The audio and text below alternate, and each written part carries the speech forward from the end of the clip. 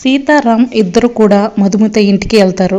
ఏంటి మళ్ళీ వచ్చారు నా క్లాస్ పీకడానికి, ఇంకేమన్నా ఉన్నాయా మీకు, పద్దాకా పని లేదా అని చెప్పి మధుమిత అంటూ ఉంటే, లేదక్క నీకొక గుడ్ న్యూస్ చెప్దామని వచ్చాను అని చెప్పి సీత అంటుంది.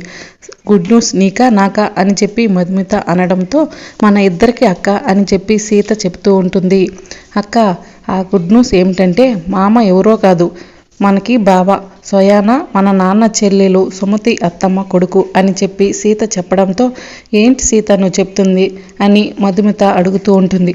అవునక్క మామ మనకు బావ అవుతాడు, మామకు మనం ఇద్దరం ముద్దుల మరదళ్ళం అని చెప్పి సీత అంటూ ఉంటుంది. సారీ అక్క నేనొక్కటే ముద్దుల మరదల్ని, నువ్వు వదిన అవుతావు అని సీత అనడంతో, అదేంటి సీత ఇప్పటి వరకు మామ అనేదానివి కదా, ఇప్పుడు బావ అంటున్నావు ఏంటి అని చెప్పి రామ్ అనడంతో, వరుసకు నువ్వు బావవు కదా అందుకే బావ అన్నాను, నేను ముద్దుగా పిలిచే నిన్ను మామ అని, అంటే మామ అని చెప్పి సీత చెబుతుంది. మరి సుమతి అత్తమ్మ ఎక్కడుందో మీకెవరికైనా తెలుసా అని చెప్పి మధుమిత అడగడంతో, లేదు మధు గారు అమ్మ కోసం వెతుకుతాము, ఎక్కడ ఉన్నా కూడా అమ్మను తీసుకొస్తాం అని చెప్పి రామ్ చెబుతాడు. అక్క ఇప్పుడు మనవి రెండు కుటుంబాలు కాదు, మనవి ఒకటే కుటుంబం అని చెప్పి సీత చెప్పడంతో, నాకు చాలా సంతోషంగా ఉంది రామ్ గారు, మన అందరిది ఇంత దగ్గర సంబంధం అని తెలియటంతో ఇంకా సంతోషం వస్తుంది అని చెప్పి మధుమిత అంటుంది. అవునక్క బావ ఇంట్లో లేడా, బావకు కూడా ఈ గుడ్ న్యూస్ చెప్తే సంతోషపడతాడు అని చెప్పి సీత అనడంతో, జలజక్క బాలాజీ బావతో కలిసి సిటీకి వెళ్ళాడు, అయినా ఆయనది సంతోషపడే మొహం కాదులే అని చెప్పి మధుమిత మనసులో అనుకుంటుంది. అక్క నీకు బావకు మధ్య గొడవలు సద్దుమణిగయ్య, బావ సంతోషంగానే ఉంటున్నాడా చెప్పక్క, మీ ఇద్దరూ సంతోషంగా ఉండాలని కోరుకునే వాళ్ళల్లో మేమే అక్క అని సీత అంటూ ఉంటుంది. ఆ మొహం ఎప్పుడు కూడా సంతోషంగా ఉండదులే, నా జీవితంలో కూడా కష్టాలు తప్ప సంతోషాలు అనేటివి లేకుండా పోయే అని చెప్పి మధుమిత మనసులో అనుకుంటూ ఉంటుంది.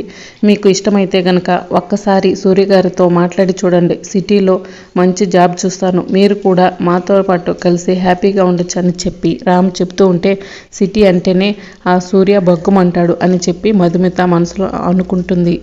ఇప్పుడు అత్తమ్మ వచ్చిందనుకో మనమంతా కూడా సంతోషంగా ఉండచక్క అని చెప్పి సీత అంటూ ఉంటే, నా జీవితానికి సంతోషం అనేది లేదు అని చెప్పి మధుమిత బాధపడుతూ ఉంటుంది.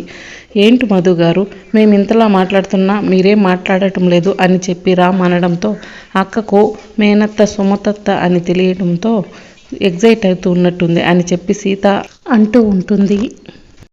అది నిజమే మామ, నాకు కూడా అత్తమ్మే సుమతి అని తెలియడంతో అసలు నేను ఎంత ఎగ్జైట్ ఫీల్ అయ్యానో నోట్లోంచి మాటలు రాలేదు, అందుకే నిన్ను ముద్దుల వర్షంలో కురిపించేశాను అని చెప్పి సీత చెబుతూ ఉంటే, అవును సీత నన్ను గట్టిగా పట్టుకుని ముద్దుల వర్షం కురిపించేశావు అని చెప్పి రామ్ అంటూ ఉంటాడు. నాకు కూడా మా అమ్మ మీ నాన్న తెలియగానే అంతే సంతోషం అనిపించింది, నేను కూడా నీకులాగే చేద్దాం అనుకున్నాను సీత, కానీ చుట్టూ అందరూ ఉన్నారని చెప్పి ఏమీ చేయలేకపోయాను అని చెప్పి రామ్ అంటూ ఉంటాడు. మధుమిత కుళ్ళుకుంటూ ఉంటుంది. ఏం మామ ఎవరు లేకపోతే నన్ను కూడా ముద్దుల వర్షంలో కురిపించేదానివే అని చెప్పి సీత రామ్ నడుము గిల్లుతూ ఉంటుంది. ఏంటి సీత నడుము గిల్లుతున్నావు, ఇంటికి పద నీ సంగతి చెప్తాను అని చెప్పి రామ్ అనడంతో మధుమిత సిగ్గుతో దగ్గుతున్నట్టు యాక్ట్ చేస్తూ ఉంటుంది. సరే మధు గారు మాకు లేట్ అవుతుంది, సూర్య రావటానికి ఎలాగో లేట్ అవుతుంది అంటున్నారు కదా, మేము వెళ్ళొస్తాము అని చెప్పి రామ్ అంటాడు. అక్క నీ ఆరోగ్యం జాగ్రత్త, బావతో గొడవ పెట్టుకోకు, బావతో ఉద్యోగం గురించి మాట్లాడు, అందరం కలిసి ఎంచక్క హ్యాపీగా సిటీలో ఉందాం అని చెప్పి సీత అంటూ ఉంటే, నా జీవితం ఇలా తగలబడితే నేను హ్యాపీగా ఎలా ఉంటాను అలే అని చెప్పి మధుమిత మనసులో అనుకుంటుంది. సరే అక్క బాయ్ అని చెప్పి సీత అక్కడి నుంచి వెళ్ళిపోతుంది. ఇక మరోవైపు మహాలక్ష్మి గన్ను పట్టుకుని అటు ఇటు తిరుగుతూ ఉంటుంది. ఏంటి చెల్లాయి గన్ను పట్టుకుని అలా తిరుగుతున్నావు అని చలపతి అడుగుతుంటాడు. సీతారాం రాగానే వాళ్ళని గన్తో షూట్ చేసేస్తాను అని చెప్పి మహాలక్ష్మి అంటుంది. అదేంటి ఎందుకు ఇంత చిన్న తప్పులకి గన్ను పట్టుకుని గన్తో షూట్ చేస్తా అంటావు, కరెక్ట్ కాదు మహాలక్ష్మి గారు అని చెప్పి విద్యాదేవి అంటూ ఉంటుంది. ఇది చిన్న విషయం కాదు, రామ్ పెళ్లి కాకముందు ప్రతి అరగంటకు ఎక్కడికి వెళ్ళాలన్నా సరే నా పర్మిషన్ తీసుకుని వెళ్ళేవాడు, కానీ సీత వచ్చిన తర్వాత నన్ను పట్టించుకోవడం లేదు అని చెప్పి మహాలక్ష్మి అంటూ ఉంటే, మరి మీ భర్త మీతోనే ఉంటున్నాడు కదా, గిరి గారు కూడా అర్చనతోనే ఉంటున్నారు కదా, మరి అలాంటప్పుడు రామ్ సీతతో ఉంటే తప్పేంటి అని విద్యాదేవి అడుగుతూ ఉంటుంది. మీరు ఈ ఇంటికి గెస్ట్గా మాత్రమే వచ్చారు, అది మర్చిపోయి మా ఇంటి విషయాల్లో ఇన్వాల్వ్ అవ్వకండి అని చెప్పి మహాలక్ష్మి అంటుంది. నేను తప్పేం మాట్లాడలేదు కదా, నీకొక న్యాయమా సీతకొక న్యాయమా అని చెప్పి విద్యాదేవి అంటూ ఉంటుంది. ఏమండి జనార్దన్ గారు, మీరే ఈ ఇంటికి పెద్ద కదా, మీరు ఒకసారి ఆలోచించండి. రామ్ చేస్తున్నది తప్పేం కాదు కదా, భార్య వెనక భర్త వెళ్ళకపోతే ఎలా అని చెప్పి విద్యాదేవి అంటూ ఉంటే, నేను మహాలక్ష్మికే సపోర్ట్ చేస్తున్నాను అని చెప్పి జనార్దన్ అంటూ ఉంటాడు. ఇది నా ఇల్లు, నేను చెప్పిందే వేదం, నేను చెప్పిందే మాట, ఇక్కడ ఎవరైనా సరే నేను చెప్పిందే తప్పు అనడానికి వీలు లేదు అని చెప్పి మహాలక్ష్మి అంటుంది. ఇది మీ ఇల్లు కాదు, సుమతి గారి ఇల్లు, సుమతి గారిని పక్కన పడేసి మీ ఇంటిలా మీరు సొంతం చేసుకున్నారు అని చెప్పి విద్యాదేవి అంటుంది. ఏంటి సుమతికి సపోర్ట్ చేయడానికి వచ్చావా అని చెప్పి మహాలక్ష్మి అడుగుతూ ఉంటుంది. మీ విషయం కూడా విన్నాను, సీత వచ్చే వరకు మీ మొదటి భార్యని మీరు మర్చిపోయారు కదా, సీత వచ్చిన తర్వాత మీ మొదటి భార్యను గుర్తు చేసుకుంటున్నారంట కదా అని చెప్పి విద్యాదేవి అంటూ ఉంటే జనార్దన్ తలదించుకుంటాడు. ఏంటి నువ్వు సుమతి గురించి ఒకరితో పుచ్చుకుని మాట్లాడడానికి వచ్చావా, చెప్పాను కదా నీ ఇంటికి గెస్ట్ మాత్రమే, ఈ ఇంట్లో మనుషుల అన్నిట్లో ఇన్వాల్వ్ అవ్వకు అని చెప్పి మహాలక్ష్మి చెబుతూ ఉంటే అప్పుడే రామ్ సీత ఇద్దరు ఇంటికి వస్తారు. ఇక రామ్ సంతోషంగా కారు దిగి ఇంట్లోకి వస్తుంటే మహాలక్ష్మిని కనిపట్టుకుని చూస్తాడు. సీత పిన్నికి చెప్పకుండా వెళ్ళామని పిన్ని కోపంగా ఉన్నట్టుండి పిన్నికి అసలు విషయం చెప్పి కూల్చేద్దాం అని చెప్పి రామ్ అనడంతో, కాదు మామ, మీ పిన్ని చీటికి మటికి గన్ తీయకుండా ఉండేలా ఆన్సర్ చేస్తాను అని చెప్పి సీత అంటుంది. వద్దు సీత అని చెప్పి రామ్ అనడంతో, డోంట్ కర్రీ మామ అని చెప్పి సీత అంటుంది. అది కర్రీ కాదు వర్రీ అని చెప్పి రామ్ అనడంతో, అదేలే మామ అని సీత మహాలక్ష్మి దగ్గరికి వెళ్ళి, ఏంటత్తా గన్న పట్టుకుని నిల్చుకున్నావు, ఇంటి పైన పిట్టలను గువ్వలను కొట్టడానికి గన్ను పట్టుకున్నావా ఏంటి అని చెప్పి సీత అడుగుతుంది. విద్యాదేవి నవ్వుకుంటూ ఉంటుంది.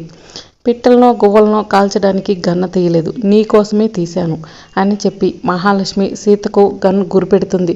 ఏంటి చీతికి మాటికి గన్ను తీస్తున్నారు, మీరేమైనా పాకిస్తాన్ బార్డర్లో ఉండే జవాన్ అనుకుంటున్నారా అని చెప్పి సీత అంటుంది. లేక రౌడీలను గూండాలను బెదిరించే మా నాన్న లాంటి పోలీస్ అనుకుంటున్నారా అని చెప్పి సీత అడుగుతూ ఉంటుంది. ఇలాంటి ఆయుధాలు దేశ సరిహద్దుల్లో జనాలను కాపాడే జవాన్ల దగ్గరనో లేకపోతే రౌడీల్ని గూండాల్ని బెదిరించే మా నాన్న లాంటి పోలీస్ అనుకుంటున్నారా అని సీత అడుగుతూ ఉంటుంది. నీలాంటి కోడలు దొరికినప్పుడు నాలాంటి అత్తలు ఇలాంటి ఆయుధాలు తయారు చేసుకోక తప్పదు అని చెప్పి మహాలక్ష్మి అంటూ ఉంటుంది. తయారు చేసుకుని ఏం చేస్తారు, ఫోటోలకి ఫోజులు ఇస్తారా అని చెప్పి సీత అంటుంది. రేవతి చలపతి నవ్వుతూ ఉంటారు. అయినా దీన్ని పేల్చడం మీకు రాదు కదా, ఉత్తరానికి గురిపెట్టి దక్షిణానికి పేలుస్తారా, లేకపోతే తోటాలు ఉన్నాయో లేవో చూసారా అని చెప్పి సీత అడుగుతుంది. దానిలో తోటాలున్నాయి, అవి పేలకపోతే నీ పీక కోయడానికి కత్తి కూడా రెడీగా ఉంది అని చెప్పి అర్చన చూపిస్తూ ఉంటే, కూరగాయలు కోసే కత్తి తీసుకొచ్చి పీకలు కోస్తారంటారేంటి అని సీత అంటుంది. అవి కూరగాయలు కోసే కత్తులు కాదు, పీకలు కోసే కత్తులు అని గిరి అనడంతో, అవి మీవి అని చెప్పి సీత అంటుంది. గన్నులు కత్తులేనా, ఆటో బాంబులు లేక సుమోలు ఇంకేమన్నా తెచ్చారా అని చెప్పి సీత అడుగుతూ ఉంటే విద్యాదేవి నవ్వుకుంటూ ఉంటుంది. నిప్పుతో చెలగాటం ఆడుతున్నావు సీత అని ప్రీతి అనడంతో, మీకు చెప్పకుండా మా ఆయన్ని మా ఊరు తీసుకెళ్ళానని చెప్పి మీరు నాపై పగతో ఇవన్నీ కూడా రెడీ చేసుకున్నారనమాట అని చెప్పి సీత అంటుంది. అయితే అస్సలు క్షమించరనమాట అని చెప్పి సీత అనడంతో, ఎన్నిసార్లు క్షమిస్తారు, నువ్వు ఎన్నో తప్పులు చేసావు సీత అని చెప్పి జనార్దన్ అంటారు. అత్తయ్యను మీరు క్షమించినన్నిసార్లు ఏ భర్త కూడా ఏ భార్యని క్షమించరు మావయ్య అని సీత అంటూ ఉంటే ఇక జనార్దన్ తల దించుకుంటాడు. ఇక చాలు ఆపు సీత అని రామ్ గట్టిగా అరుస్తాడు. కంగారు పడక మామ, ఇప్పుడు ఇది మన సీన్కి క్లైమేట్ లాంటిది అని చెప్పి సీత అనడం. క్లైమేటో రిమోటో కాదు, క్లైమాక్స్ అని చెప్పి రామ్ అంటాడు. ఇంతమంది ఆర్టిస్టులు ఉన్నాక క్లైమాక్స్ ఉండాలి కదా మామ అని చెప్పి సీత అంటుంది. చూసావా మహా, మనల్ని ఆర్టిస్టులు అంటుంది అని అర్చన అనడంతో, ఫ్యాక్షనిస్టులు అని సీత అంటుంది. కాదు యాక్షనిస్టులు అని గిరి అంటాడు. కాదు కాదు టెర్రరిస్టులు అని సీత అంటుంది. ఇంకా సీతతో మాటలేంటి పిన్ని, షూట్ చేయండి అని చెప్పి ప్రీతి అనడంతో, నేను కోపంగా ఉంటే కామెడీ చేస్తావా అని చెప్పి మహాలక్ష్మి గన్ను తీసి సీతను షూట్ చేయబోతుంది. షూట్ చేయండి అత్తయ్య, ఒక్క సీతను చంపితే 100 సీతలు పుట్టుకొస్తారు అని చెప్పి సీత అంటూ ఉంటుంది. అలా సీత మహాలక్ష్మికి కవిత చెప్తూ పొరమాడుతుంది. మామ కొన్ని మంచినీళ్ళు తీసుకురా అని చెప్పి సీత చెప్పడంతో రామ్ పరిగెత్తుకుంటూ వెళ్ళి మంచినీళ్ళు తీసుకొస్తాడు. ఏంటి నీకు ఆటలుగా ఉందే అని చెప్పి మహాలక్ష్మి అనడంతో మీకు దమ్ము ధైర్యం ఉంటే నన్ను షూట్ చేయండి అని చెప్పి సీత మహాలక్ష్మి గన్నకు ఎదురెళ్తుంది. మహాలక్ష్మి వదినతో ఆటలాడకు సీత అని చెప్పి రేవతి అంటుంది. అవునమ్మా, మహాలక్ష్మి చాలా డేంజర్, మహాలక్ష్మితో పెట్టుకోకు అని చలపతి చెప్తూ ఉంటాడు. నువ్వు రామ్ని సొంతం చేసుకోవాలనుకుంటే నువ్వు సావుకు సొంతం అవుతావు అని చెప్పి మహాలక్ష్మి అనడంతో మామను కొత్తగా ఈరోజు సొంతం చేసుకోవడం పుట్టుకతోనే మామ నా సొంతం అని చెప్పి సీత అంటుంది. మామ ఎవరో కాదు, నా మేనత్త సుమతి కొడుకు అని చెప్పి సీత చెప్పడంతో జనార్దన్ వచ్చి ఏంటి సీత, సుమతి నీకు మేనత్త అని చెప్పి అడుగుతూ ఉంటాడు. అవును మామయ్య, సుమతి అత్తమ్మ స్వయానా మా నాన్న చెల్లెలు అని చెప్పి సీత చెబుతూ ఉంటుంది. నువ్వు చెప్తుంది నిజమా సీత అని చెప్పి జనార్దన్ అడగడంతో సీత చెబుతున్నది నిజమే డాడీ, సీతకు ఆ విషయం తెలిసి ఆ ఊరు తీసుకెళ్ళింది. నేను అక్కడికి వెళ్ళిన తర్వాత అమ్మ ఫోటో చూసి అత్తయ్య మామయ్య అమ్మమ్మ చెప్పిన మాటలు విని కన్ఫర్మ్ చేసుకున్నాను అని చెప్పి రామ్ చెబుతూ ఉంటాడు. మహాలక్ష్మి గుండెల్లో అగ్నిపర్వతం పేలుతుంది. ఇక అక్కడున్న వాళ్ళంతా సంతోషపడుతూ ఉంటారు.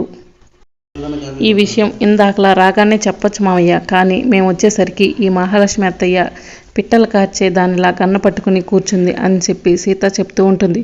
మరి రాబోయే ఎపిసోడ్లో ఏం జరుగుతుందో తెలుసుకోవాలంటే మా ఛానల్ని సబ్స్క్రైబ్ చేసుకోండి.